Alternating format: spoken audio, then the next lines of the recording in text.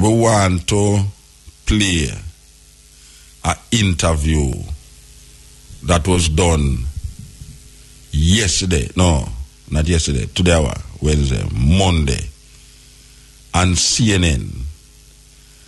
And we want to play the interview straight because right now we're in a serious crisis internationally. I was going to tell you, say, on the 21st, according to these people who studying the Mayan calendar. For those of you who don't know about the Mayan people, but it's a very interesting set of people from South America. The Mayan calendar stopped at the in December. And according to these prophets of doom, them said the world is going to stop at the 21st of December. So, according to them, is another prediction of the end of the times that we're going to live in now. So, a whole heap of people have said the world are going to end again. Now, you hear me just mention, say, Paul did say that, and him lived 2,000 years ago. Paul did done figure say the world are going to end and Jesus are going to come back, and him dead and Jesus still not come. The Jehovah Witness them did set some time on it. And last year, we did have a big thing go on, where a man in California say, him calculated accurately. You know, so I go play this thing and come back. You know, say, me is a man who sit down and watch all my TV, you know, and me I watch all a murder movie. Me could say me I watch all a murder movie with man kill man and the blood through. The thing with me, you know, is that when me I watch a movie, me know say is acting and the blood no real and all them something there. So it's like me now put it on a level. Cause me really I look on the case itself. Where what happen? Will the police solve the case? Who do the murder and all these things? So my mind more figure out the logistics of the movie rather than the gore of the movie. Because I don't know, say, you know, I know blood really. That's not blood. I know real shot them I use and all them thing there.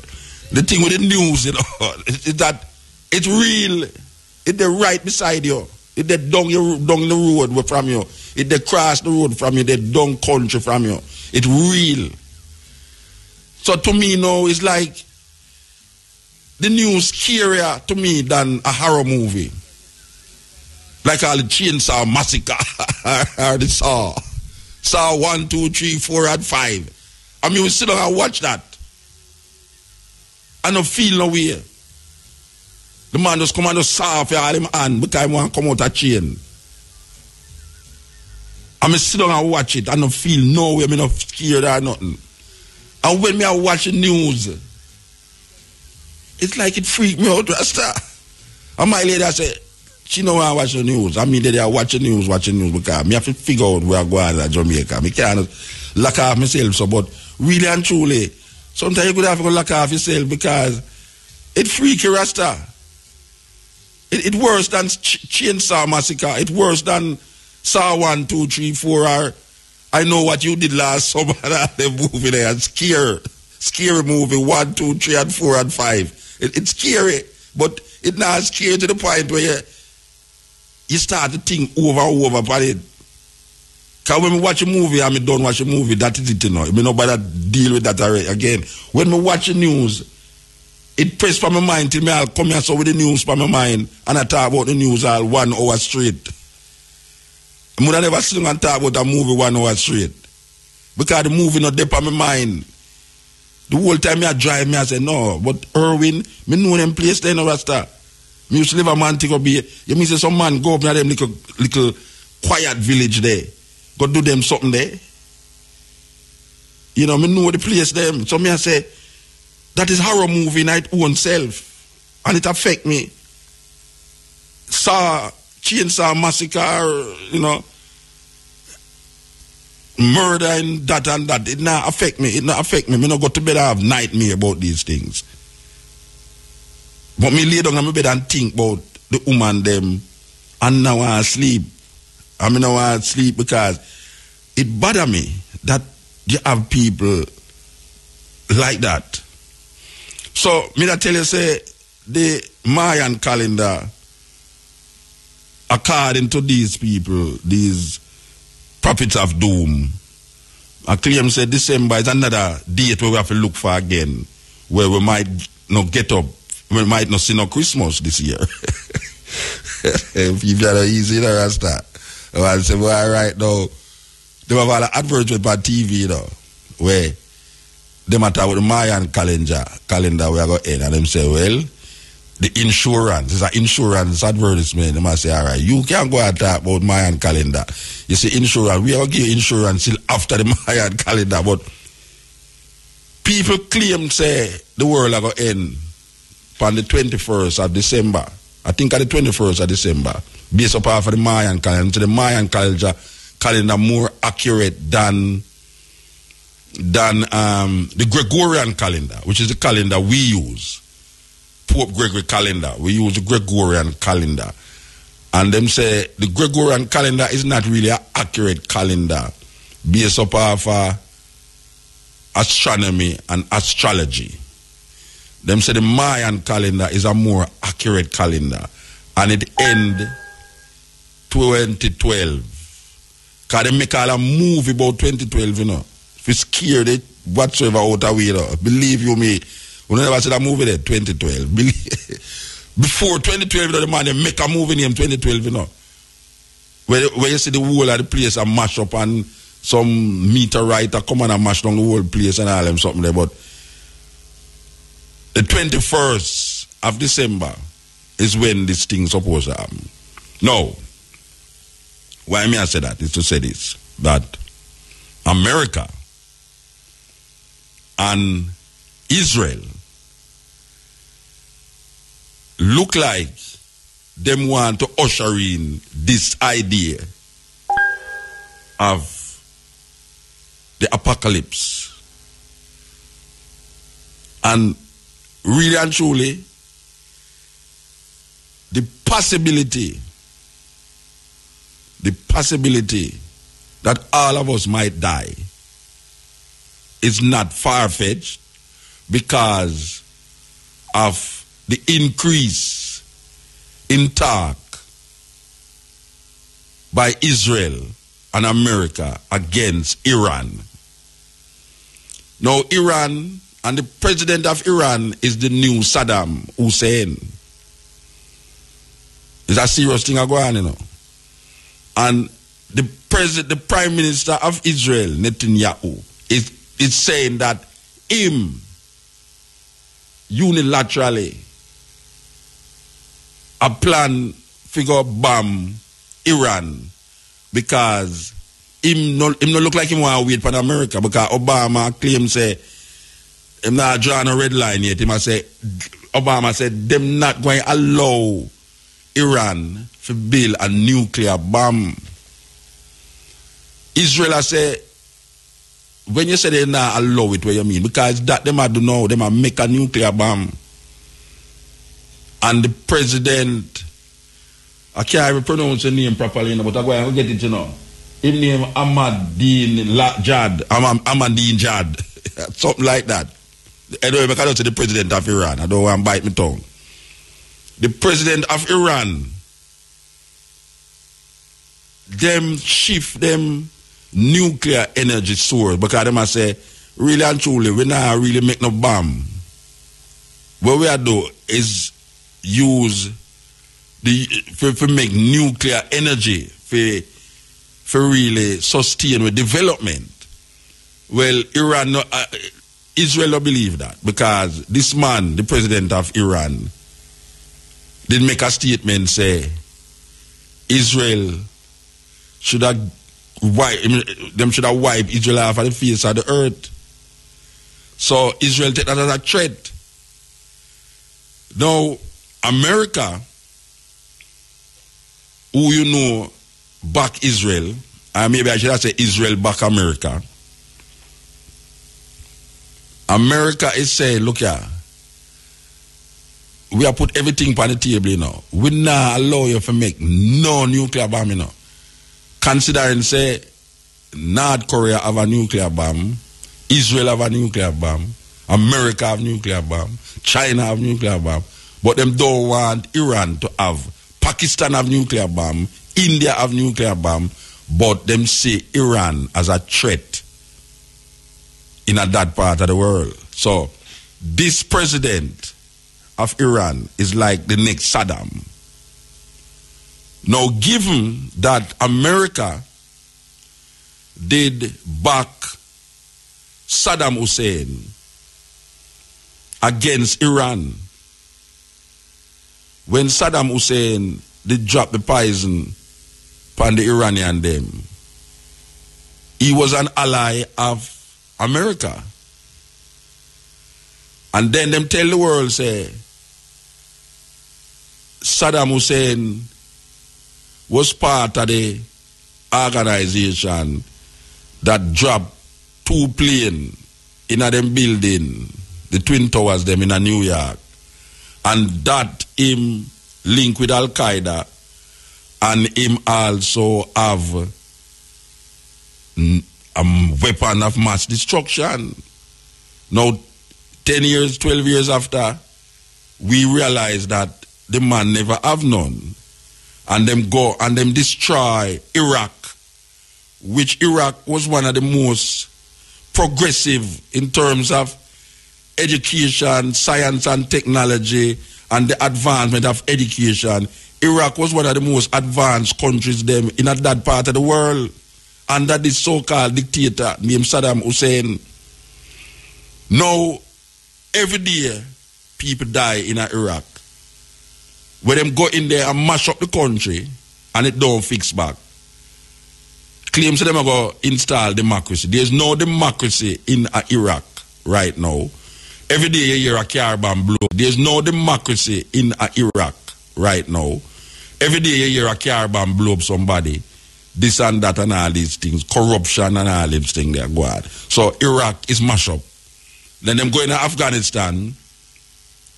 So them a look for Taliban, them a look for Al Qaeda and end up a fight the Taliban. The Taliban and Al Qaeda are 2 different something, you know. The Taliban and Al Qaeda are 2 different something. But them claim so the Taliban did not give refuge to Al Qaeda in Afghanistan. So them go in Afghanistan and mash up Afghanistan. Meanwhile them a mash up Afghanistan. The Al Qaeda people them run go in Pakistan. Now them can't do the same thing with them doing in Iraq in Pakistan, because Pakistan have a nuclear weapon, so it's a deterrent for them. But them don't want the nuclear weapon to end up in the wrong hands in Pakistan. So they make sure so them a guide the Pakistanis them so that the nuclear weapon don't end up in them hand. So, but this man, you know, the president of Iran now, them see him as a more dangerous man because he more developed than Saddam, who them kill. And Iran is a theocratic country where them strict on them Islamic laws, and them have some the head of the priesthood named the Ayatollah. The Ayatollah now higher than the president, because as I say, it's a theocratic country, so is the rule of the church. Well, not church, you don't call them church in them place there, but it's the rule of the priesthood that govern the state. Them don't separate the church from the state. Well, it's not church we say, but them don't separate them religion from the state. It's actually the religion that run the state. But this man here is a danger to them, because him say if Israel or if America attack Iran, he must start lego some bombs in Israel, which remember says that Saddam did that though one at a time. When them start to invade him country, him start to lego some missile in Israel. Terrible thing. But you see, Iran is a more developed war machine than Saddam Hussein. Them man, they go miles underground, go build them things. And them man, they decide now, America figure out how to make a bomb we can penetrate the ground to the point we go mash up them things. And them good have it to destroy the thing. But the thing is that this man you know look like, and in religious people, them not look like, them would have behave like Saddam and make America just go mash up them country. So him look like say him will fight back, and him have the machine if he fight back too.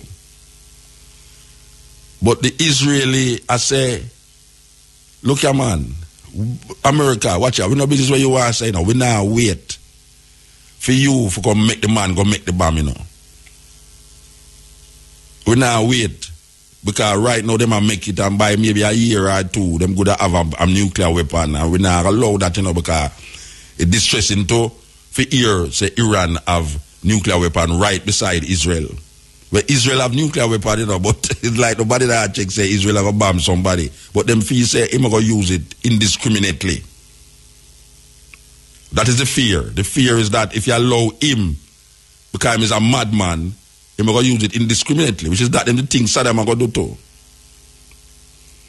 So, why me mention the Mayan calendar and this thing here is that according to them, it would appear that Israel is planning to bomb Iran before the year done. Can you imagine if a war start again, not now between a defenseless country like Afghanistan or Iraq against America, but a country like Iran that have the capacity to create damage in a earth, yeah, so can you imagine now these guys go drop a bomb in a Iran, Rasta? And Iran decide they're going to drop more bomb in a this and that. And then the bombing start again. It's going to spread all over the place. It's not going to confine itself like the Iraq war will confine itself over there, so. Or them go attack Libya and mash up Libya.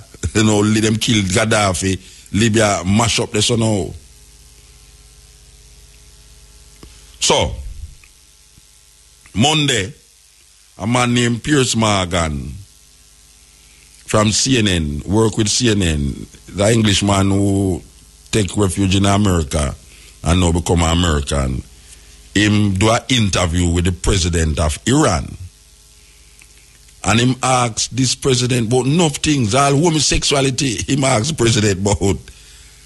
Because them man don't believe, as a matter of fact, the president said there's no homosexual in our country.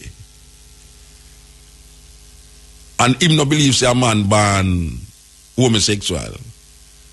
These are the questions now. Enough question him asked this man. So I want to play the interview for the cutting edge listeners, that them can hear what I did hear, because I find this interview very interesting. Here is an Iranian speaking to an American interview, doing an American interview in America, because you know them have the UN conference are going in New York, you know, everybody head towards New York. All our prime minister are going to go there. And I am listening to this man attack, and I say, them people are, I mean, we are talking in the Western world, you know. Them leaders in the Western world really take people for that, you know. Yeah, them really take people for that. Because when you hear the man articulate for him reason, you know, you say, all right, so you have people who think a certain way too. But America want to brand people and label people many times, which if they just allow the people them, maybe the internal strife would create problem for them. But because America involved in so much things, every time an internal thing happening in our country, it affect America. So America for going to the country go defend for them part of the thing. You understand? So we want to play the interview. Well, it's 11:52 now. We don't. All right, I could start play this interview. Yeah, that's the people them can hear what they hear. For those of you who never hear this interview, yeah, we want to present it. This is an interview between the president of Iran and Piers Morgan from CNN. Okay, here goes. Tonight, my world exclusive with one of the most controversial leaders in one of the most dangerous parts of the world. If Israel does launch a strike against your country, what will your response be? Iranian President Mahmoud Ahmadinejad, at times combative. Some of the behaviors of the United States in our region encourages extremism. Surprising? How would you feel if one of your children dated a Jew? And heated, especially when I ask him about basic human rights for gays. Do you really believe that someone is born homosexual? Yes, I absolutely believe that. Yes, I do. I'm sorry, let me ask you this. Do you believe that anyone is given birth to through homosexuality? Homosexuality ceases procreation. An extraordinary hour. Piers Morgan Tonight starts now. Good evening and welcome to a special edition of Piers Morgan Tonight. Looking live at New York City, home of the United Nations. World leaders from 193 countries are gathering for the annual meeting of the General Assembly. President Mahmoud Ahmadinejad will address the meeting on Wednesday. He has some blistering words at Israel today. We'll have more on that in a moment. He also took aim at the Security Council on the subject of Iran's nuclear program. We have witnessed that some members of the Security Council with veto rights have chosen silence with regard to the nuclear warheads of a fake regime, while at the same time they impede scientific progress of other nations. President Obama is in New York tonight ahead of his speech on Tuesday, a speech that will condemn violent protests in the Middle East and underscore his commitment to keep Iran from acquiring a nuclear weapon. Meanwhile, with just 43 days to go until this country's election, Mitt Romney has campaigned in Colorado. The latest national CNN poll polls has President Obama with a 4-point lead over Governor Romney. Against the backdrop of the political battle in this country and the turmoil in the Middle East, it seemed a perfect time to sit down with President Ahmadinejad at his hotel here in New York for a world-exclusive interview on everything from the political to the personal. Mr. President, welcome to New York. Many Americans see you as public enemy number one. How do you feel about that? In the name of the Creator, the Almighty, the most gracious and the most merciful. Good morning to you. I wish to greet all of the wonderful people of the United States and all of the people who will see your program. At the end of the day, if you do have personal animosity towards me, don't transfer that on to the rest of the people of the United States. We love the people of the United States, and they also wish in return peace and stability for all of the world. You've come here to make a speech to the United Nations. Many are saying it's the most important speech of your life. Do you feel that? No, this is not the most important speech of my life, but I do believe that every moment of a human being's life are the most important for that human being, because they will not come back. If you lose today, today is gone for good. One day of your life has gone. Therefore, every moment counts. Every moment is important. I have been coming to the United Nations General Assembly for 8 years now, seeking progress and friendly relations with all nations, and the objective is still the same. The reason that people think it's so important is that they believe that in your tenure as president, Iran has never been closer to a form of military conflict with Israel or possibly America. They also feel the Middle East is in great turmoil at the moment, and that for those reasons, what you now have to say this week will be extremely important. Of course, what is talked about in the UN General Assembly is very important. The officials, the leaders of nations appear there to speak of the most important topics, what they perceive to be the most important topics. We have done the same throughout the years, but the people of Iran, throughout the rich history, have seen many events, have witnessed many events. We had the 8 years of the Holy Defense, in which Saddam Hussein, backed by many Western powers, was against our nation. And then we witnessed many other events. About 10 years ago, perhaps, Iran was under direct threat. Those who have occupied Iraq and Afghanistan were threatening Iran on a daily basis. I do not believe that we are under any special conditions now from those sources, but the fact that the world, a historic period in the world is coming to an end, an era during which power has said the first and last word. Those holding the keys to power have set the fate of many populations. That era is coming to an end. The big catalyst for protests at the moment in the Middle East was the video that was released, which mocked the Prophet Muhammad. As a result, there was an attack, as you know, on the American embassy in Benghazi in Libya. The ambassador, Christopher Stevens, was murdered. Do you condemn the attack which caused his murder?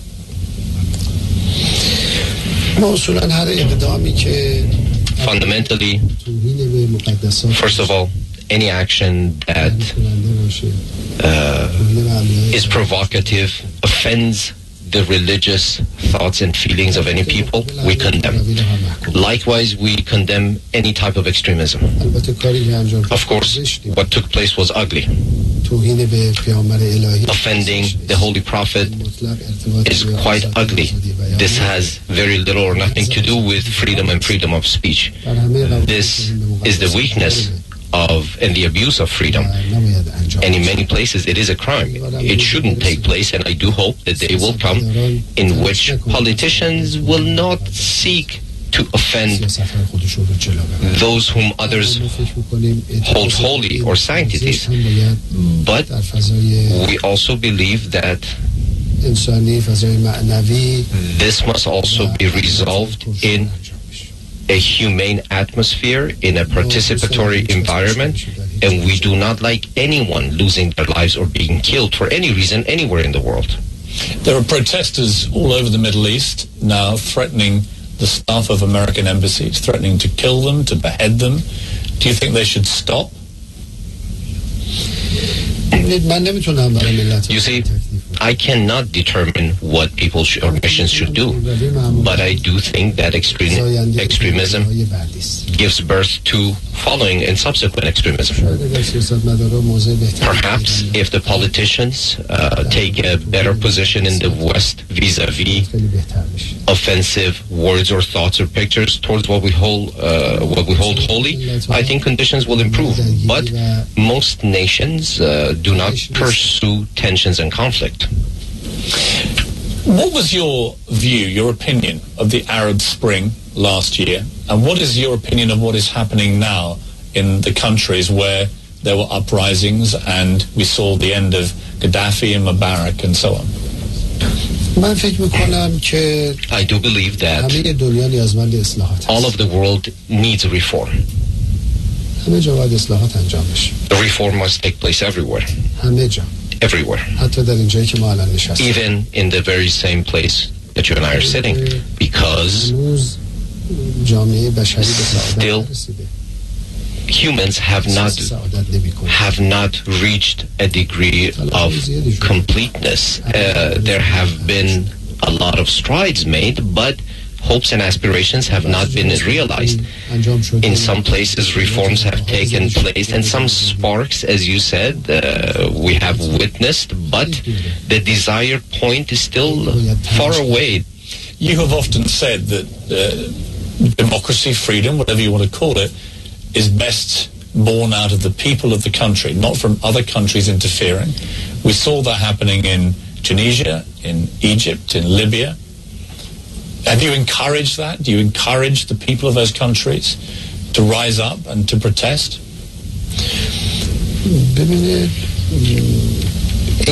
You see, for the people to rise up or to start a movement, it's their own prerogative. We do not meddle or interfere in that. We believe that everywhere, justice, respect, freedom, and friendship must prevail. Do you believe fundamentally in a man or woman's right to protest? Yes, it depends on the laws of any nation. All nations' laws are not equal. They differ. In most countries, in one way or another, this is allowed under the laws. But fundamentally, I do agree. Certainly, people must be allowed to express their own opinions freely. Freedom is part of the essential rights of all nations. If that is no the case, one has the right to take that away. If that is the case, why has the daughter of the former president of Iran, Akbar Hashemi Rafsanjani, her name is Faiza Hashemi, why has she been imprisoned for protesting against your regime?